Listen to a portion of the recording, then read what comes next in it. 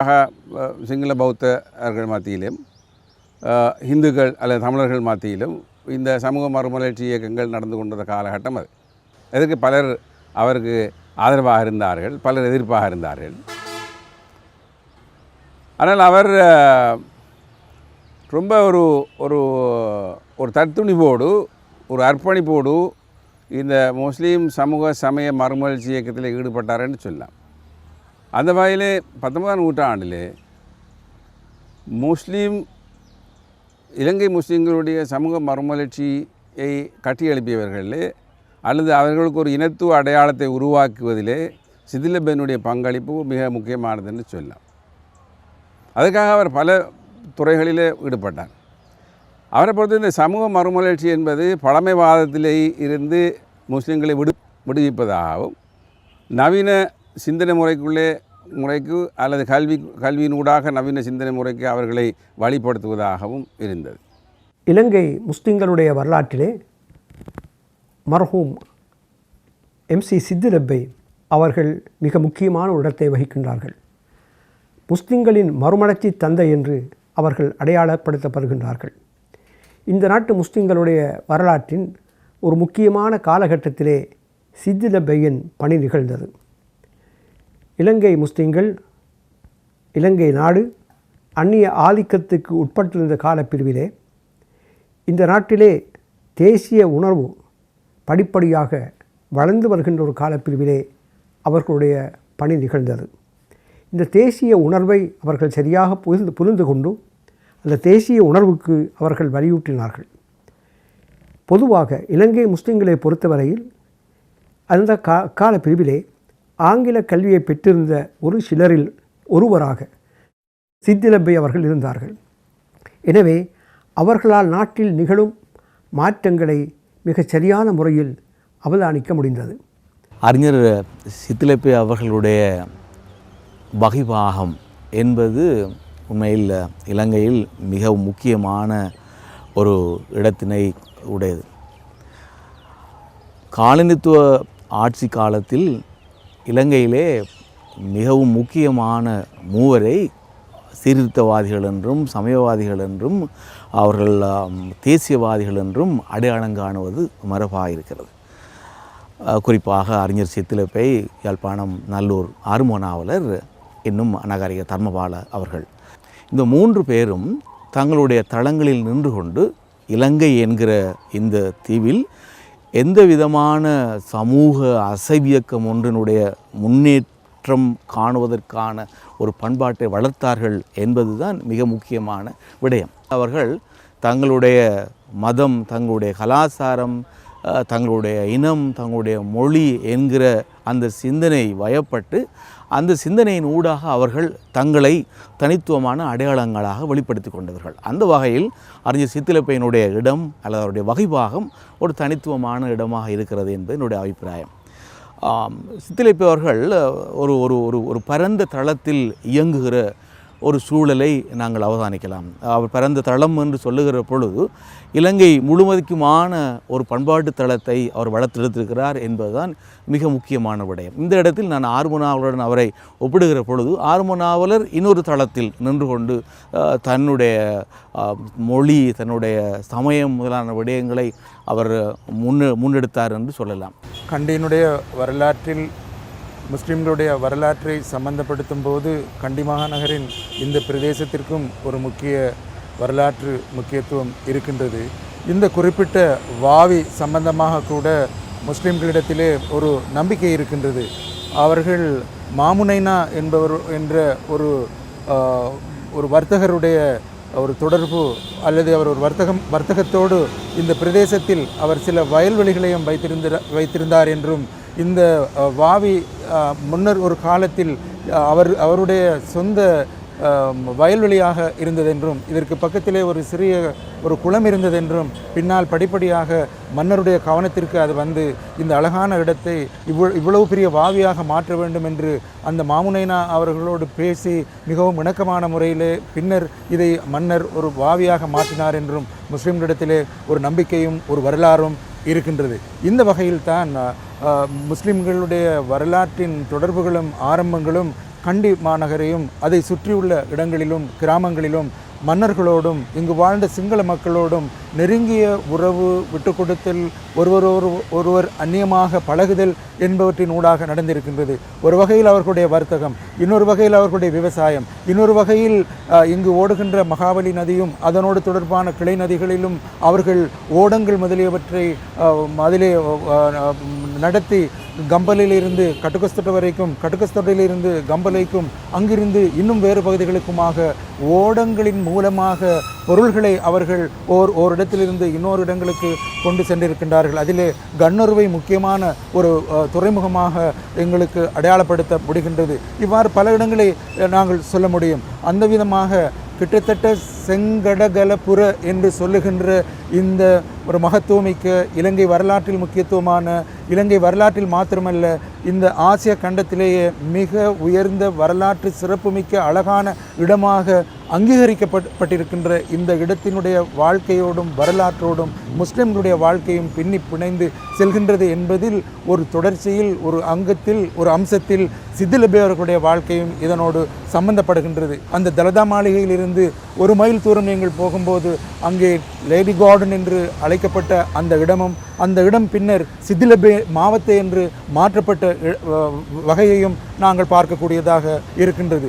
இந்த இடத்தில் முஸ்லிம்களுடைய வரலாறு, அவர்களுடைய தொழில், அவர்களுடைய ஒரு வகையில் சொல்லப்போனால் இந்த தலதா மாளிகையினுடைய பெரஹர வரலாற்றில் கூட முஸ்லிம்கள் சம்பந்தப்பட்டிருக்கின்றார்கள். அவர்கள் இந்த பெரஹரா ஆரம்ப காலங்களில் நடக்கும்போது இந்த பெரஹராவில் அவர்களுக்கென்று ஒரு சம்பிரதாயமும், அவர்கள் அந்த இடத்தில் வந்து அவர்களுக்குரிய சில சேவைகளை செய்வதற்காக தலதா மாளிகை நிர்வாகிகள் அவர்களை வரவேற்று காத்திருந்து அந்த பெரஹரா தொடங்கும் வரைக்கும் அவர்களை வரவேற்ற சம்பவங்கள் பற்றிய கருத்துக்களை, குறிப்புகளை பத்திரிகைகளிலும் ஏனைய நூல்களிலும் எங்களுடைய ஆய்வாளர்கள் முன்வைத்திருக்கின்றார்கள். ஆனால் படிப்படியாக அந்த தொடர்புகள் பெரஹராவிலிருந்து குறைந்து போனாலும் மக்களுடைய தொடர்புகளும், மன்னர்களோடு முஸ்லிம்களுக்கு இருந்த தொடர்புகளும், கண்டி மாவட்டத்திலும் இந்த மலைநாட்டு பிரதேசத்திலும் சிங்கள மக்களுக்கும் முஸ்லிம்களுக்கும் இருக்கின்ற பல்வேறு விதமான கொடுக்கல் வாங்கல்கள், உறவுகள் என்பன பற்றி நாங்கள் கூறுவதானால் அதில் அதற்கு தலைமை வகித்தவர்களில் சித்திலபேயும் ஒருவராக நாங்கள் சொல்ல வேண்டும். ஏனென்றால் இங்கிருக்கின்ற வழக்கு மன்றங்கள், நீதிமன்றங்கள், நீதித்துறை, பொதுவான கல்வித்துறை மற்றும் மக்களோடு மக்கள் சேர்ந்து கண்டியின் முன்னேற்றத்திற்காக நடைபெற்ற பல்வேறு செயல்பாடுகளில் சிங்கள மக்களோடு சித்திலபே அவர்கள் சமமாக தோளோடு தோள் நின்று அவர்கள் உழைத்திருக்கின்றார்கள். இன்று நாங்கள் பார்க்கின்ற இந்த கண்டி மாநகரத்தினுடைய அழகான இந்த தோற்றத்திற்கு ஆரம்ப காலத்திலிருந்து ஒரு அடிப்படையை வகுத்தவர்களில் சித்திலபேயையும் நாங்கள் ஒரு முக்கியமான பணியாற்றிய ஒருவராக எங்களால் அடையாளப்படுத்த முடிகின்றது. அந்த வகையில் சித்திலபே அவர்களுடைய வரலாறாக இருந்தாலும் சரி, அவருக்கு முற்பட்ட காலத்திலிருந்து கிட்டத்தட்ட ஏறத்தாழ 14ஆம் நூற்றாண்டிலிருந்து இந்த பிரதேசத்தோடு முஸ்லிம்களுக்குள்ள தொடர்பு ஒரு நீண்ட வரலாறாக, ஒரு அழகான வரலாறாக, ஒரு ஆற்றோட்டமாக வந்து கொண்டிருப்பதை நாங்கள் பார்க்கக்கூடியதாக இருக்கிறது.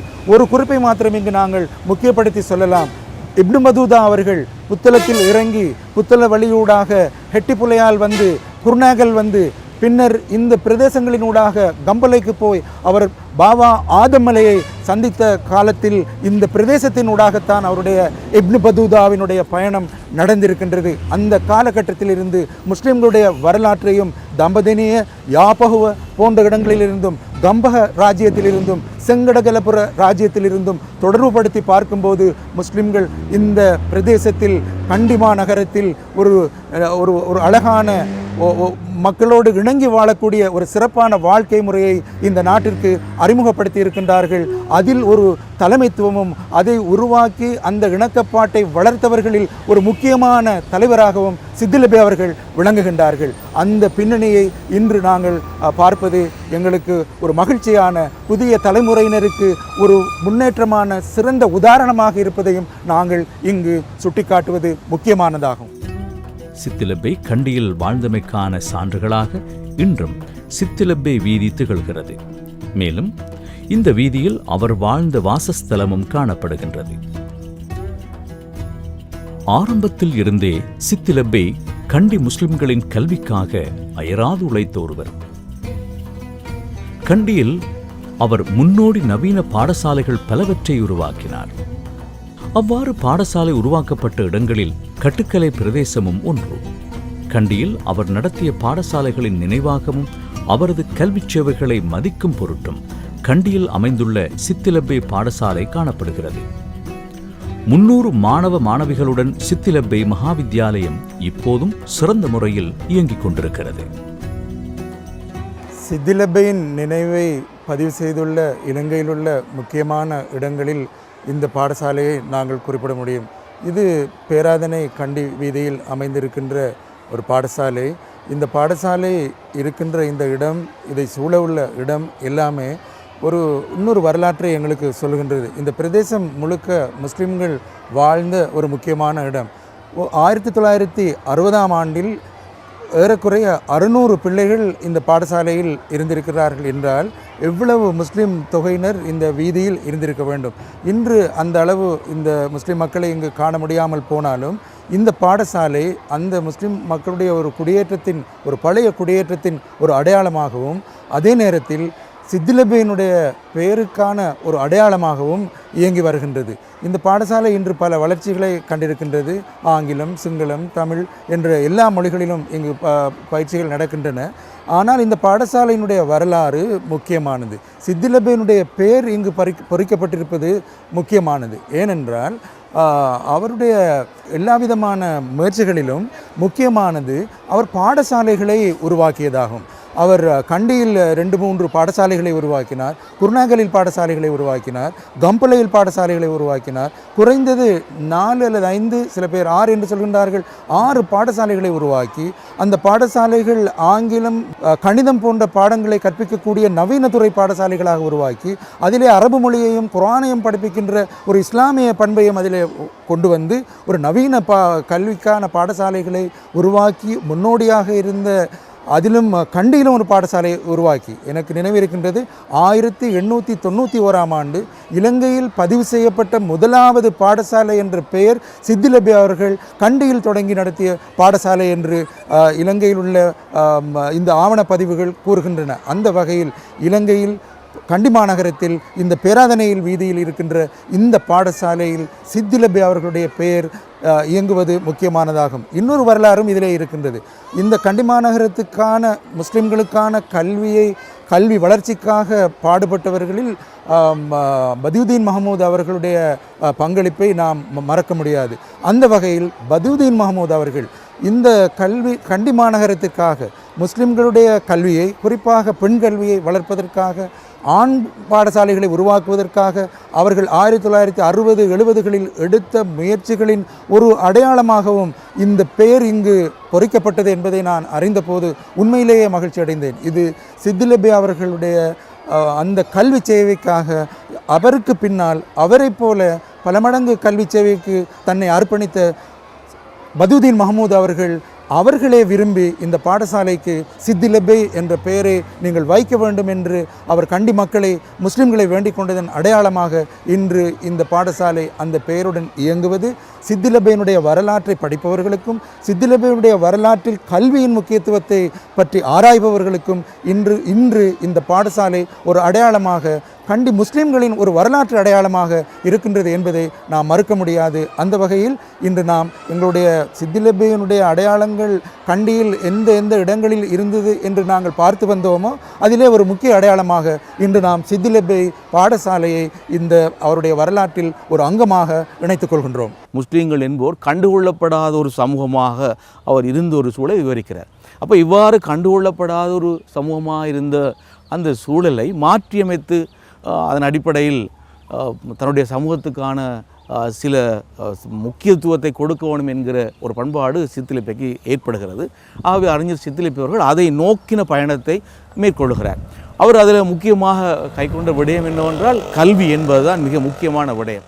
இலங்கையிலே நவீன கல்வியும் ஆங்கில கல்வியும் மிக முக்கியத்துவம் பெற்று வருகின்ற ஒரு காலப்பிரிவிலே முஸ்லிம்கள் நவீன கல்வியை பற்றியோ அல்லது ஆங்கில கல்வியை பற்றியோ எத்தகைய அக்கறையும் இன்றி காணப்படுவதை மிக கவலையோடு அவர்கள் அவதானித்தார்கள். ஆங்கில கல்வியை வலியுறுத்தி அதே நேரத்தில் ஆங்கில கல்வியை ஒரு இஸ்லாமிய சூழலில் வழங்குவதற்கான நிறுவனத்தை தோற்றுவிப்பதற்கு உழைத்தார்கள். தான் வாழ்ந்த முஸ்லீம் சமூகத்தை மேலெழச் செய்ய வேண்டும் என்ற ஒரு இலக்கு அவருக்கு இருந்தது. அதற்கு காரணம் சமூகம் இந்த நாட்டில் வாழ்கின்ற ஏனைய 2 பெரு சமூகங்களும் கல்வித்துறையில் முன்னேறி செல்கின்ற பொழுது முஸ்லீம் சமூகம் மிகவும் பின்தங்கி இருந்தது. இந்த நிலையிலிருந்து தூக்கி விடுவதற்காக நவீன கல்வியை கொடுக்க வேண்டும் என்ற ஒரு தேவை இருந்தது. ஆனாலும் முஸ்லீம்கள் அதனை மரபு ரீதியாக, குறிப்பாக மரபு ரீதியாக சிந்தித்த முஸ்லீம்கள் ஆங்கில கல்வி பெறுவதை தடுத்தார்கள். அதே மாதிரி சமூகத்தில் இருந்த மற்றொரு நிலைப்பாடு தான் அறியாமை. அவர்கள் மார்க்க கல்வி என்று கற்றதும் கூட மார்க்கத்தை விளங்கக்கூடிய கல்வி அல்ல. குர்ஆனை பிள்ளைகளுக்கு ஓத கட்டி கொடுத்தார்கள். ஆனால் குர்ஆன் என்ன சொல்வதுன்னு அவருக்கு தெரியவில்லை. சம்பிரதாய ரீதியாக வணக்கங்கள் ஈடுபட்டார்கள். ஆனால் வணக்கத்தின் ஆழ்ந்த தத்துவம் அவருக்கு புரியவில்லை. அவர் சம்பிரதாயங்கள் சடங்குகள் எல்லாம் யாடமோ கடன் வாங்கிய கலாச்சாரமாக இருந்தது அல்லாது ஒன்றிக்கவில்லை. ஆகவே இந்த சமூகத்தை சீர்திருத்துவது அவசியம் என்று அவர் கருத ஆரம்பித்தார். இதற்காக அவர் சமூக சித்த பணிகள் கடுமையாக ஈடுபட முயற்சித்தார். ஆன்மீகம் கலந்த உலகியற் கல்வியை மக்களுக்கு கொடுப்பதுதான் அவசியம் என்பது அவருடைய சிந்தனையாக இருந்தது. මම විශ්වාස කරනවා ඔහු මඟ පෙන්වීමක් දුන්නා.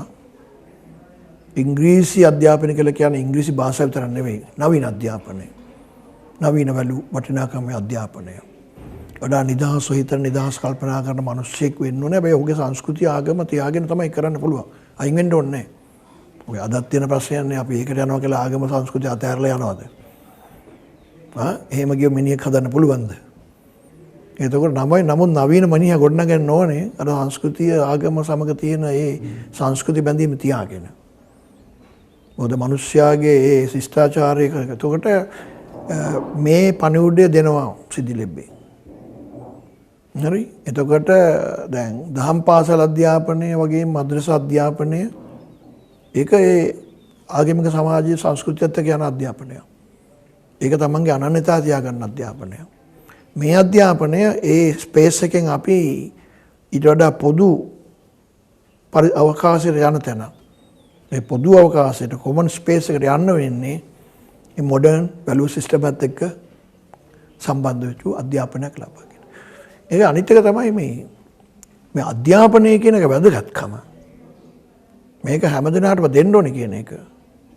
ඒක හැම දරුවෙකුටම තියෙන අයිතියක්. හැම මිනිස්සෙම උගත් කෙනෙක් වෙන්න